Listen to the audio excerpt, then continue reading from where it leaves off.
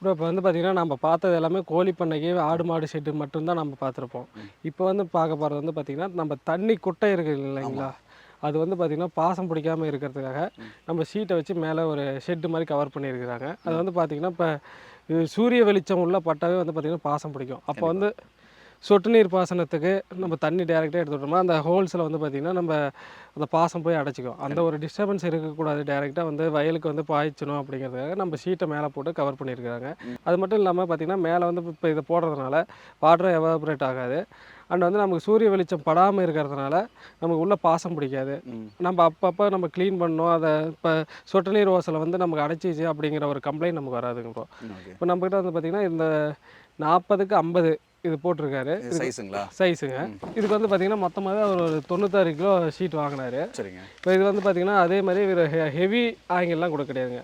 பார்த்தீங்கன்னா 1.5க்கு 1.5 square pipe தான் கொடுத்துருக்காரு. மேலே வந்து பார்த்தீங்கன்னா, நார்மலாக நம்ம ஸ்டீல் ஷீட்டுக்கு யூஸ் பண்ணுற அதே ஸ்க்ரூ தான் பண்ணி போட்டிருக்காருங்க.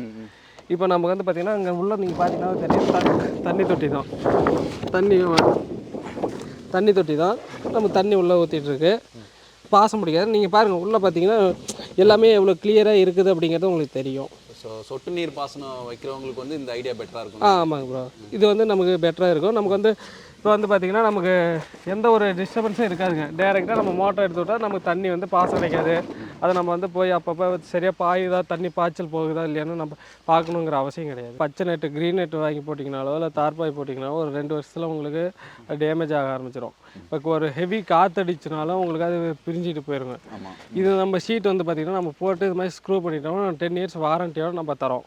அப்படி 10 இயர்ஸ் வாரண்டியோடு தரும்போது நம்ம அதாவது வெயிலுக்கு வந்து தார்பாய் டேமேஜ் ஆகிற மாதிரியோ இல்லை அந்த க்ரீனட் டேமேஜ் ஆகிற மாதிரியோ டேமேஜ் ஆச்சுன்னா நம்ம ரீப்ளேஸ்மெண்ட் பண்ணி கொடுத்துருவோம் ப்ரோ. எவ்வளோ நாளைக்குங்க?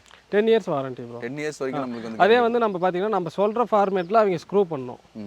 அது இல்லாமல் அவங்க வந்து ஒரு மிஸ்டேக்காக பண்ணிட்டாங்கன்னா மேனுவலாக இதாகிறது நம்ம கம்பெனி பொறுப்பாகாது. ஸோ இந்த கிளைமேட்னால ஏதாவது டேமேஜ் ஆச்சுன்னா நம்ம வந்து சேஞ்ச் பண்ணி கொடுத்துருவோம்.